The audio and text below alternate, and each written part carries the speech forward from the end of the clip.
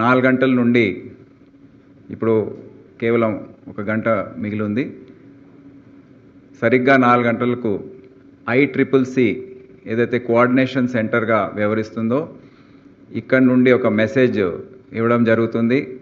మొత్తం ఈ ప్రాంతం మొత్తం GHMC ప్రాంతంలో అక్కడ సైరన్స్ మోగుతాయి.